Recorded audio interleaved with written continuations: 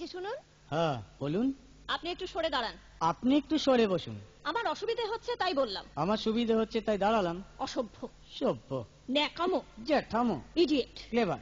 আপনি কি ভদ্রলোক? আপনি কি ভদ্র মহিলা? আপনার সাথে কথা বলাই আমার ঘাট হয়েছে। আপনার সাথে কথা বলা আমার পুকুর হয়েছে। বাসের মধ্যে সিন ক্রিয়েট করবেন না। আপনি বাসের মধ্যে সিন ওপেন করবেন না। দেখতে তো একেবারে ভিলে। আপনাকে দেখতে কি ডামরি হেলেন।